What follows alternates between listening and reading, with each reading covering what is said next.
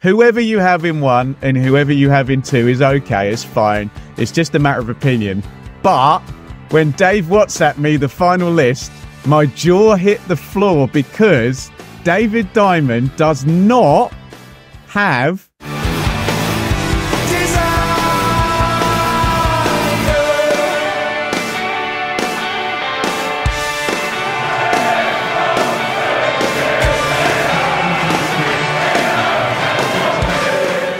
Here we go. Talk about poison chalices. We have done already. Bobby Ferguson. Well, look, yeah. I mean, this was the one. Number 8, by the way. Now number 8, Bobby Ferguson, who's taken over after the great Bobby Robson. I mean, if there was, you're quite right, Ben. If there was, is he going to be the greatest? We are going to find out in the next 30 minutes. If there was a poison challenge, this is it. Do you know what? There was talk, and I don't think, or fairly strong rumours at the time that his namesake may have been approached. Dave, stop it. Move on immediately. Or no, just very quickly. Don't forget the season before they'd beaten us in the first round of the UEFA Cup. We were holders. They had knocked us out, and I think he was very much obviously Alex Ferguson carving it. Well, that 82-83 was going to go on to win the Cup Winners' Cup with Aberdeen. Can you just give me Bobby Robson's last 5 league finishes that Bobby Ferguson had to follow? I can get you that. Second. So Bobby Robson. Hang on, wait a minute. I would write these down. 6th, 3rd, 2nd. Oh, 18th the season before that, but won the cup. So we'll deal with that, and obviously in a little while. But and lots of talk about sales of players and building of stands. We built the Pioneer Stand we built the Pioneer Stand when every seat in the ground was sold as a season ticket, which was that many seats. But so it would be the Portman Stand, then obviously North Stand, Churchman's all seater, Lower Pioneer all seater. So the old West Stand, just one set of seats, and then the Pioneer Stand was built. So yeah, and that was that stand. It was a bit of a millstone round the neck. The club finances weren't in a great position. What was I going to say? And there's the top players coming to the end of their contracts, and top players, go away on international duty, talk to other players. Well, what are you on then? Well, so and so, I'm at Arsenal, I'm on X amount. Well, and it really started. I think just very quick, I'd like to dwell a little bit more on Bobby Ferguson. It really started with very, very early on.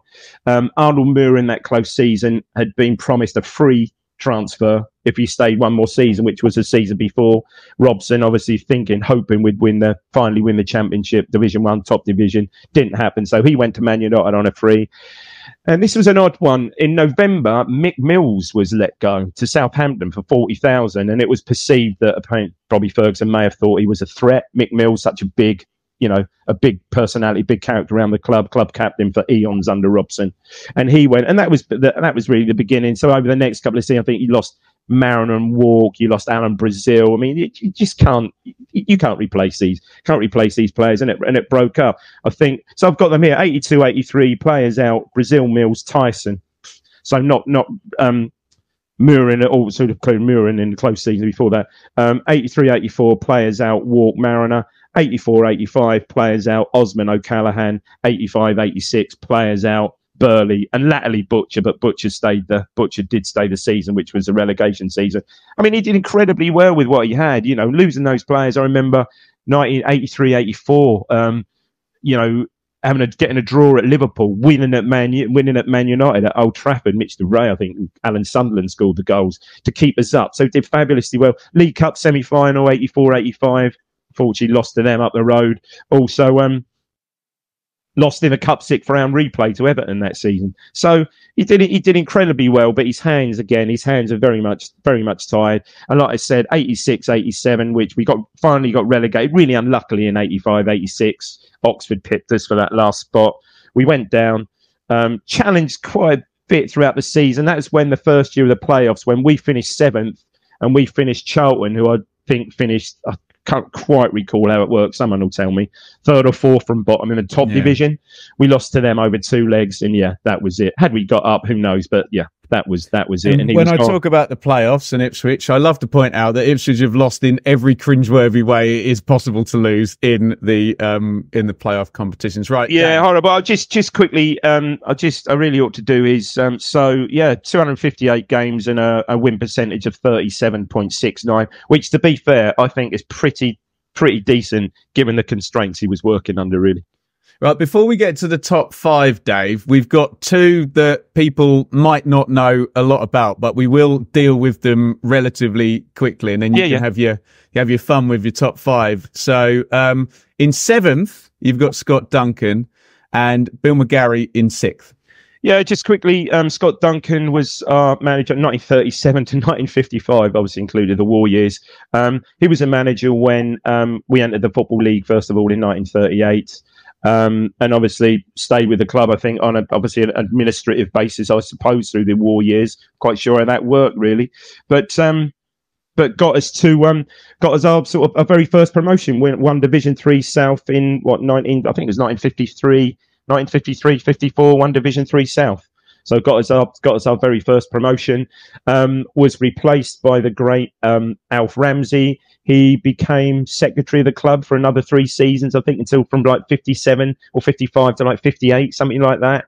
And passed away, obviously very, very old, passed away in 1976. But yeah, club owe a lot to, him taking the football club into the 2nd tier of English football for the first time.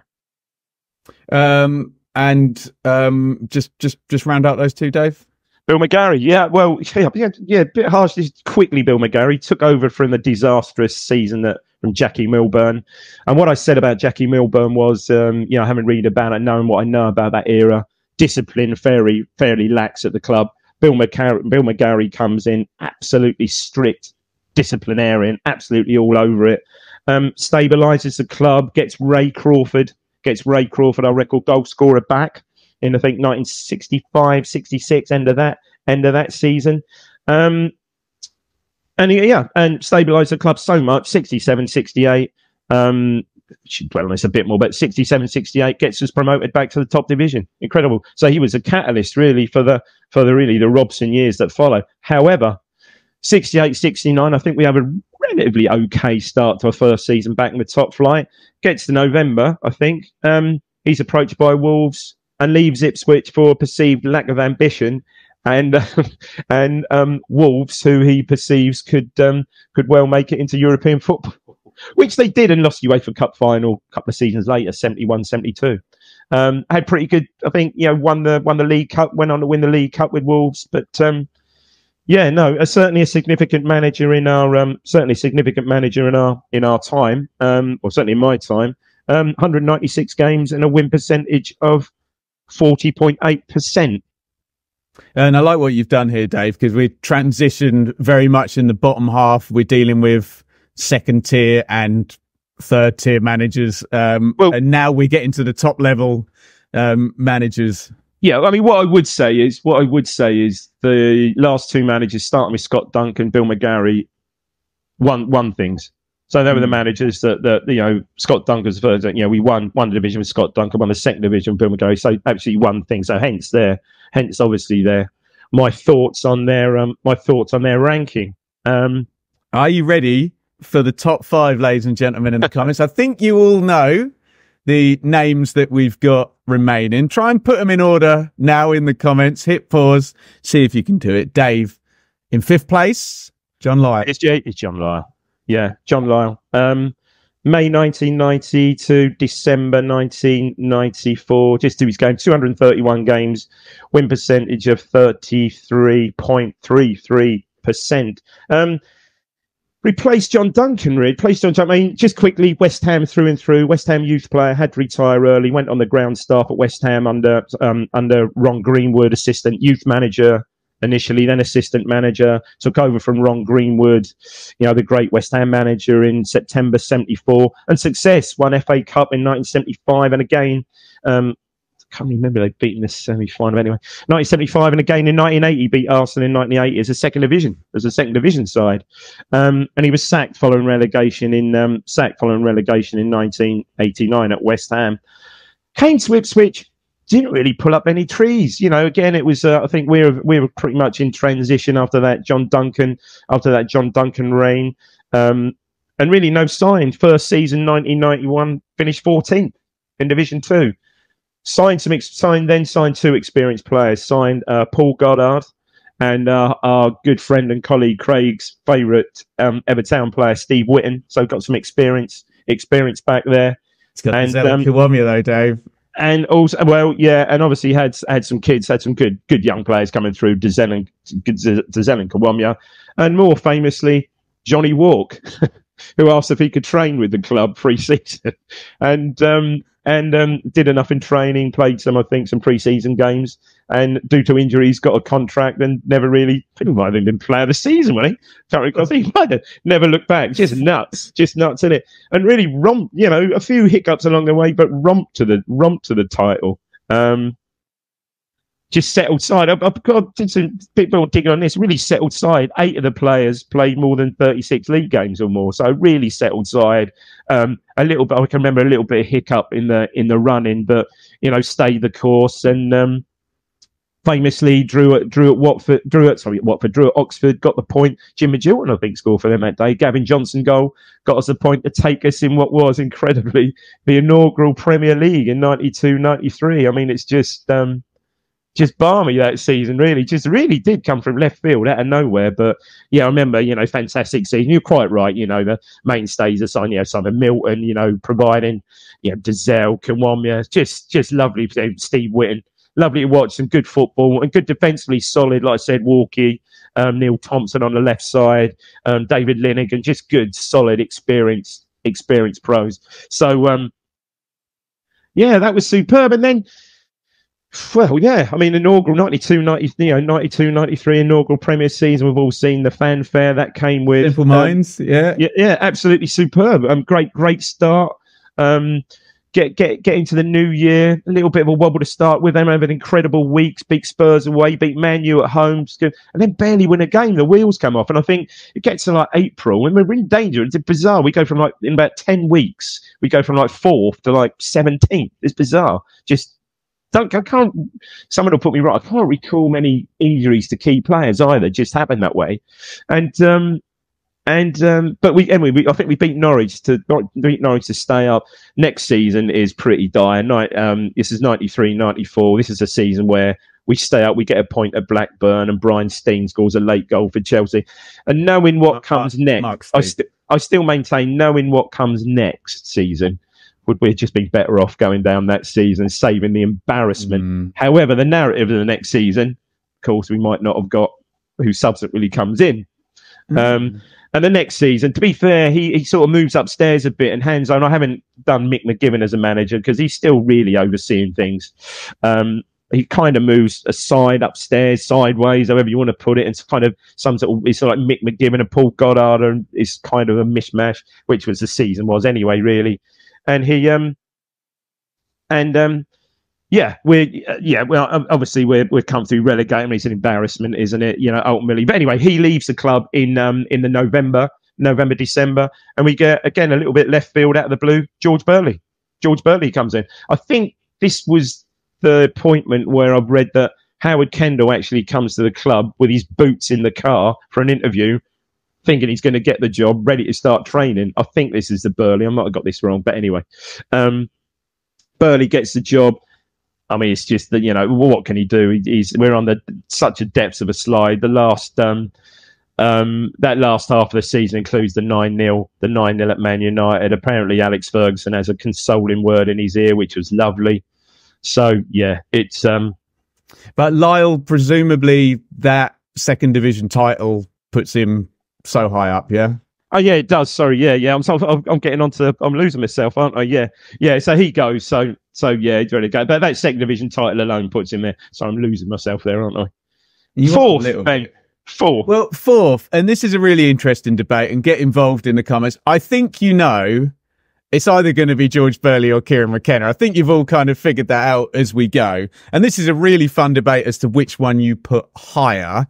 I think I probably agree with Dave, but again, keep it calm in the comments. This is a fun conversation where we're talking about brilliant managers who've done brilliant things at the club. You have got Kieran McKenna, the current Ipswich Town manager, as the 4th greatest manager in the club's history. Wow, what a privilege to have him right here, right now. Incredible. You've got George Burley above I mean, do we even? Kieran McKenna. I don't even think. Look, let me just quickly. I don't even think we need to do a lot on McKenna. Look, obviously, we all know. I'll just do his win. It's ridiculous. 130. I'll do it all. 131 games. 175, drew 36, lost 20, 57.3% win percentage. Not surprisingly, 2 consecutive promotions from League One and the Championship to the Premier League.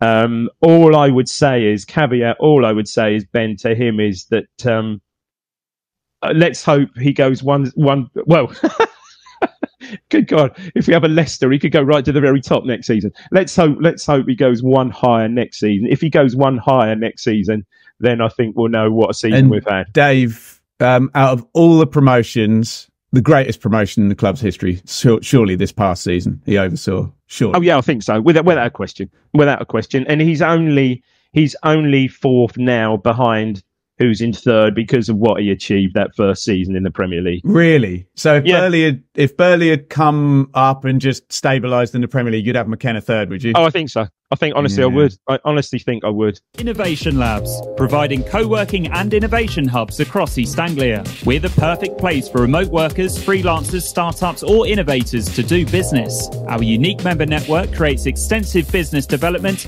and collaboration opportunities. Hot desks are available from £20 a day or £99 per month, with business coaching also available from £50. Innovation Labs, turning your ideas into multi-million-pound businesses. Located in Stowmarket, Ipswich, Sudbury, with new sites in Thetford, Norwich and Kuala Lumpur opening soon.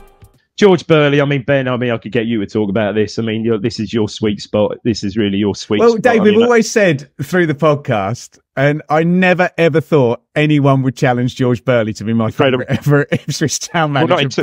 I think a lot of people are in my position now where Kieran McKenna might now be my favourite. Yeah, purely because of that first season, Ben. Purely because of that first season.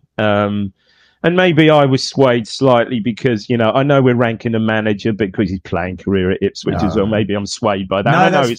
And Dave, you've got to make the judgment using whatever criteria you see fit, don't you? It's the narrative, and I must touch on that. Look, so Kieran McKenna, I think we've done that. I mean, just we're so lucky, aren't we? We're so lucky to have him, really. I think, and I think, all what went on a month ago, I think that's all quickly forgotten now. That's water under the bridge. Was his head to? Who knows? He's staying at least, I think, for one more season. And look at the fixtures that came out last week. Speaks for itself. I think we're all looking forward to it immensely. And as I said, let's hope he goes one in my ranking, our rankings. Let's hope he goes one step higher next season. 3rd is George Burley. I mean, I've got to touch on his, over 500 games for the club. Came through that Robson youth. That whole Bobby Robson Ipswich Town youth system that, again, I'll get onto in a minute, that brought through so many young players. And I saw him described once as a Rolls Royce of a fullback, and he was, won the FA Cup with us in 78, would have won the UEFA Cup in 81, but for a knee injury that season at Shrewsbury, I remember. One of Town's greatest ever players. However, so this kind of segues quite nicely and sort of recently. So Lyle leaves the club. We're looking around for managers. As I said, I think this is I might have got this timing wrong, but Howard Kendall comes to the club with his boots. I'm not sure if that's Burley or maybe could have been Royal, but I think it might have been the Burley appointment. And appoint George Burley. Some bad feeling over this one with Cole Yu, I think, all sorts of questions of illegal approaches and stuff, which was, I think in the end, we did pay compensation for him. And I still think that's bad feeling that hangs over even 30 years later till today, to be fair. But a gigantic rebuilding job needing to huge. I mean, as I said, sorry, I rambled on after John Lyle, but that second half of that season, I mean, includes the 9. And we could barely win a goal. I think we went 7 goals without scoring a goal. 7 games without scoring a goal. I mean, it's just absolutely ridiculous. But wanted to play football the right way, got the club back on track, and really, Ben, what he subsequently achieved. I mean, that first season we were down, he had the Marshall, the 95-96 had the Marshall I want to say Marshall Mathers, that's M&M, isn't it? Marshall Matthew, and the Marshall Matthew partnership, which scored goals for fun. And a little bit unlucky. I think we lost out, needed to beat Millwall, didn't we, that final day? Just lost out on the playoffs that first season. And then, it's just heartbreak, isn't it? I mean, start 96, 97, Sheffield United, 97, 98, Charlton, 98. Dyer, Scowcroft, Wright. No, I'll get to Johnson, that. Just the youngsters, amazing. Great young players. Kieran Dyer, gave quite rightly gave Kieran Dyer his start. Absolutely fantastic. And look, let's face it, it was quite rightly we were able to capitalise on that. It was a sale really of Kieran Dyer that enabled us gave us the impetus to get players in for the 99-2000 promotion push. Absolutely fantastic. Got up via the playoffs. That incredible. Everyone remembers. Well, the Marcus Stewart signing. Everyone remembers those two incredible semi-finals against Bolton, the final against Barnes. The whole narrative. Our former greatest ever promotion until a few weeks ago. I agree. Took us back to the Premier League. And some really good signings as well, some solid signings. Like the Horidison comes in on the eve of it all, and it all kicks off. We lose at Spurs first game, just quick narrative. But I think what gives everything the season is the 1-1 draw with Man U, the atmosphere, and I think that just gave us the whole. Are you saying, Dave, it's good to play one of the big boys early in the season? I think that's exactly what you're saying, Dave. I'd say that with a slight caveat, but yes, I would say that. Yeah. And that narrative just took us through, and we all know that season. The Marcus Stewart just absolutely gold. Everything he touched, gold. What a player! Close season. I still maintain close season. We lost. Perhaps if I say a little while ago, maybe Kieran McKenna's head may have been turned. Well, certainly Richard Wright, and I think James Scowcroft heads were turned. And I still maintain, had they stayed, I don't think we'd have gone down. I think the nucleus of that squad stayed together. I don't think we'd have gone down. But we all know what happened. Some signings, Finidi George, Matteo Sereni, some signings coming in. And yeah, just the whole club seemed to destabilise, and just a horrible run. We didn't win I don't think we won our first game. I think was it Spurs away just before. No. After beating, we beat Derby, didn't we? We beat Derby, that famous Finidi George 10 out of 10 Sun ratings game, and then we went on an incredibly horrible run. I think we beat Spurs, and then we won 7 out of 8, 8 out of 9, and then a whole narrative. Thursday nights, UEFA. Was it Thursday nights then, or was it? Thursday night UEFA getting to Europe. That didn't help. We we get done 6-0 at home by Liverpool. Say that quietly, and that sort of sets the tone anyway. Really unluckily, I think, we should never have got relegated that season, but did, unfortunately. Still maintain that close season instead of perhaps budgeting for 16th, 17th. I think perhaps slightly carried away. Well, how can we maintain 5th again? Well, yeah, anyway. Relegated, and it was just a shit show after that, Ben. That first season. Dave, too much instability. I always say in football economic law, sharp rise is pretty much, and I hope don't take this for at the moment, a sharp rise is followed by a sharp fall. Do you know, Ben, you just said, Dave, too many players cleared out, and then you get a relegation, then you get another massive clear out, then administration, and administration, and that was a shit show. You couldn't legislate for that, Ben, could you? The whole loss of the ITV digital deal. I mean, the timing was horrendous. Administration, big players leaving. Obviously with that Holland, the riders, and all leaving. All quite sad, and it came to an end. And I saw his very last game. Actually, I happened to be at Grimsby away. What were you doing at Grimsby? I was on. This is how we did. This is how we rolled. I was on business the next day in Hull, and I thought, there you go. Town playing away at Cleethorpes. I'll go along, and I did anyway.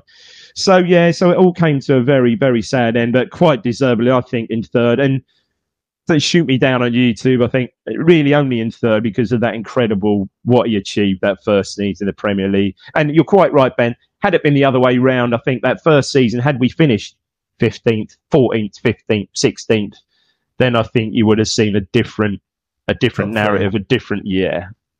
Victims of our success, maybe, Ben. But there you go.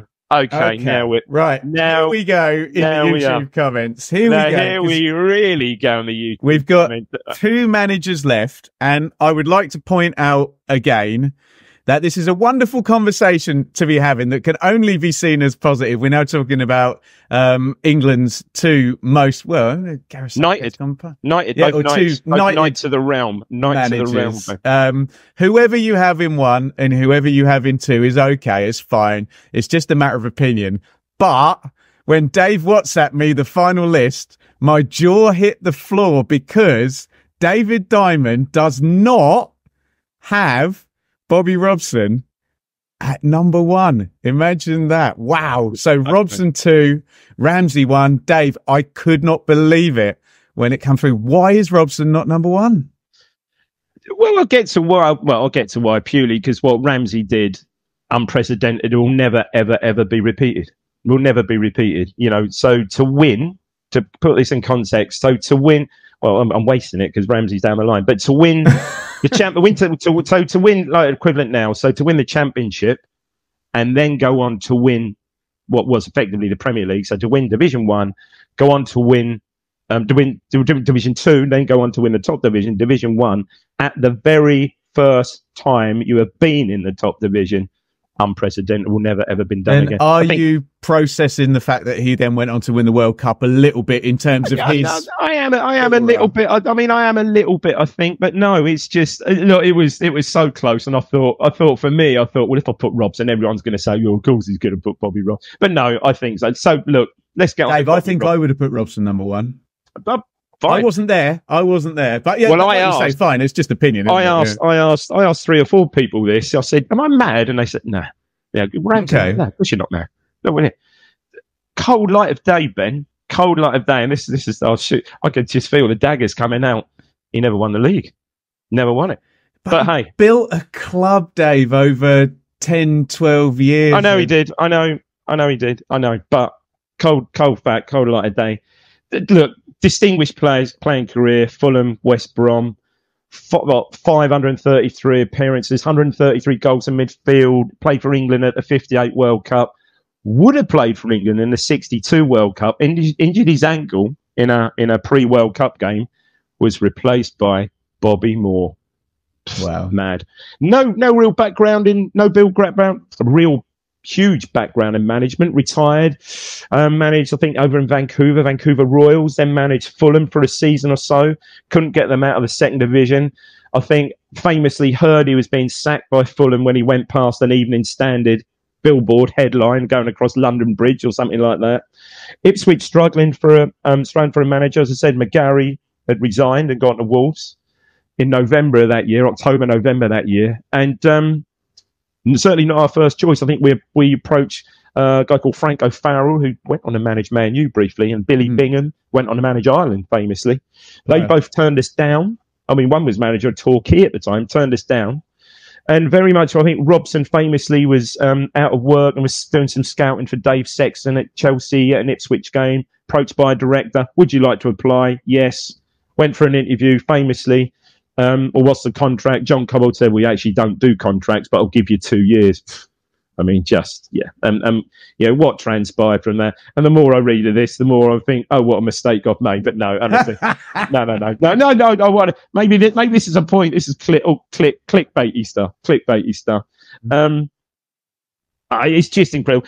And struggled first 4 seasons, struggled against relegation, but got a good core of the side. 71, so it really transpires 71, 72. One of the greatest signings, Alan Hunter, who shores everything up at the back. And then, as I've said to you when I've done the players over the years, this whole 72, 73. Who makes his debut first game? Kevin Beattie. So you've got Alan Hunter, Kevin Beattie. You've got young players coming. You've got Trevor Wymark. You've got Clive Woods. So you've got Mick Mills. Ben, I mean, it was so tough. I mean, and again, as I look through this, just the players he brought through in those early years, and then subsequently. So Beattie, Burley, Walk, Talbot, Butcher, Osman, Gates, Brazil, all players that have come through the youth system. Kevin Beattie, I don't need to speak. Well, he's up there. I don't need to speak about him. The greatest ever. But the signings, he signed 13 players in 14. Was it 14 and 13 seasons or 13, 14? Sorry, I've got that wrong. Just mad. Did he make a bad What you're saying, Dave, is he had the greatest recruitment, the best longevity, the best player, and the best team, but he's number 2. It's all about this league title, isn't it? Well, it is, and the content, Ben, just the context of it, really. Just the context of it, really. I mean, yeah, just so starting with 72, 73, I'll just quickly do this. 4th, 3rd, 6th, 3rd, 18th, caveat, won the cup. 3rd, 2nd, 2nd. We all know, and I've banged on about this, 74, 75, 3 points for a win, would have won the league. So close. And you talk about unlucky, you get to 80, 81. I still maintain they were good enough, probably the first 11, 12, maybe 13 players to won everything they entered, really. Won the treble. He certainly won the double, but yeah, the squad size wasn't there back then. I'm sorry, I've got to keep arguing with you here, mate. I'm sorry, I so disagree with you on this. Surely winning a European trophy, and when we do the podcast now, Dave, and we speak to people and we say, oh, where do you live? Oh, I live in Australia. I live in Finland. I live in wherever. He built all of that. Does that not supersede that one league title, Dave? No, do you know what? It was close. And I'm being brutal on you here. No, you're not. It's a good debate, isn't it? But no, it's a brilliant debate. But for me, it was so obvious for me to put Bobby Robson number 1. I just thought, you know what? I'm going to put him number 2 and start something like this, which obviously I've done. Look, and we all know, stayed one more season, 81, 82. Ron Green, after the 82 World Cup, he went there as an advisor to Ron Greenwood, and that was the only way. Cobbold said that the only way he was going to leave Ipswich. We all know how many approaches he had over the years. Barcelona, he was on the cusp of joining Everton, really on the cusp of joining Everton. Man United, I think. I mean, Leeds, all these top clubs, and I think he was just unfortunate that throughout that period he came up against his nemesis, which was, well, for one season, Ron Saunders. For the majority of the season, Bob Paisley. Yeah, who won and the Liverpool machine, which is just 81, 82 was just crazy. Brian Clough, 77, and Cloughie as well. I mean, 3 great men. It's a brilliant book out at the moment. Paisley, Clough, and Robson, which I can't remember what it's called, but it's absolutely superb book. And we all know what he went on to do, England, 82, 90. We all know what he went through with England, the 1990 World Cup. His success at Portugal, Porto, Sporting, won the Eredivisie with PSV, Barca, Ronaldo. Oh, God alive, a new cup. What have I done? But no, I mean, just... No, it's just an opinion. It's just a bit of fun. No, I know. And this is only one reason why I've done it, because it would have been so obvious, but probably so right. And yeah, revered in football. We all know the love. Died. You all know he struggles through cancer, and the brilliant work him and Lady Robson did for the cancer charity. Absolutely brilliant. And sadly succumbed to it. Been suffering for it for a number of years, and succumbed to it in 2009, age 76. And I think you just remember the outpouring of grief and the reverence the guy was held in. Just absolutely incredible. So sorry, what a ball I've dropped there, but look, mate, it's opinion. And no, I'm joking with it. 700. We'll get the feedback in the comments. I'm sure on the podcast. 709. It'll be like 50-50, Dave. I think. Well, it was a generational thing, wasn't it? True. There'll probably be people saying, "Oh, it's Kieran McKenna, not number 1." Yeah. 709 games, won 316, a win percentage of 44.6%. But yeah, you ain't look. However, number 1, Sir Alf Ramsey. Alf Ramsey. So joined him. So had a pretty distinguished playing career. Spurs, Southampton, 32 England caps. Really, quite highly polished. I think right back. Initially joined Town after, Scott Duncan left and moved to secretarial job. Was approached and joined Town in 1955. Originally, what they wanted him to be a player manager. Like I said, great player, England player. But he wanted no. His playing days were over. This is very much his way. Alf Ramsey, very much his way. I know where his playing days were over. If I come as manager, or I don't come. Appointed as manager. And it was a consolidation. So Division 3 South, 95, 55, 56, finished 3rd. Champions of Division 3 South, in which the old divisions were regionalised, no 3rd and 4th divisions, then South and North. Champions in 56, 57. And then kind of consolidated 8th in Division 2, our second spell in Division 2, 57, 58. 16th, 58, 59. 11th and 59-60, and then obviously hit on something. 60-61. Is out there still on YouTube. I did one of my favourite interviews with Ray Crawford some years back, and he speaks about this and just the reverence Alf Ramsey had, and found the Ray Crawford Ted Phillips partnership in 60-61. Champions of the second division in 60-61, and this is unprecedented. Now, look, I know things have moved on, and we speak about the Premier League today, and things obviously have moved on financially and everything else. Don't forget, so at their very first attempt, champions of the top division at their very first attempt. And Cloughy did that? No, he didn't. No, Forest had been up. As I'm saying, Forest had been up before. This is it. So what I'm saying is, Forest had been a top club, not won it. So this Forest did back to back though, didn't they?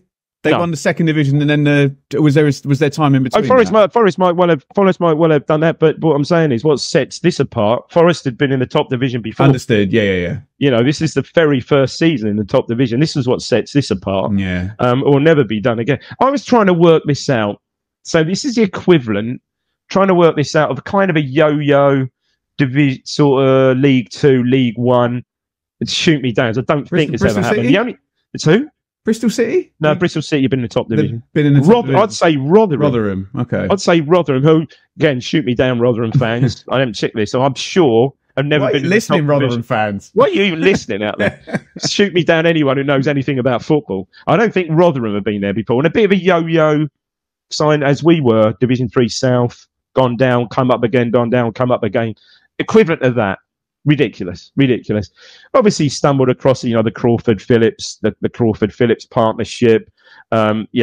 Just so much so, I think it was only 5 players in that championship winning side that scored that season, 5 or 6. I think Ellsworthy led better Stevenson.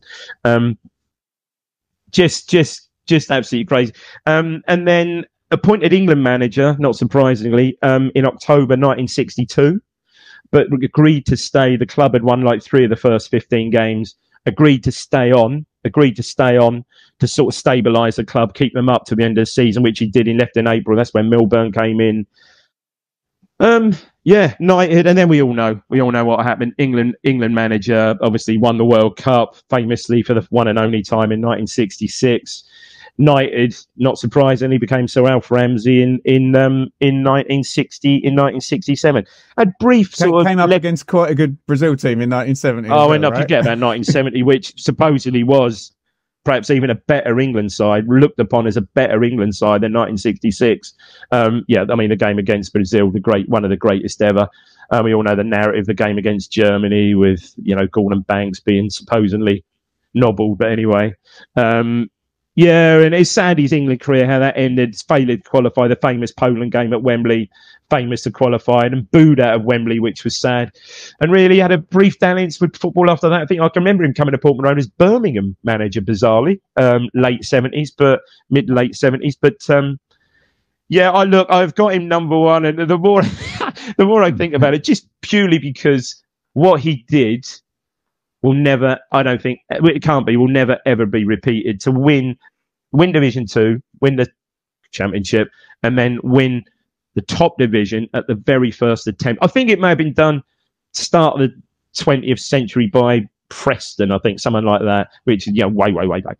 But never likely to ever be done again. So on that alone, and the real harsh thing that Sir Bobby Robson was so close, but never, and he said it, his one biggest ever regret, well, probably a step down for the 1990 World Cup, was Ipswich not winning the L Division 1. But that's it, Ben. Prepared to be shot down, but I thought that would just that'll get us more clicks and more comments. And I just thought that, purely. It's all opinion. You can and I know either way. And so I know you'd have said it's so obvious you're going to pick that. No, I wouldn't have said that.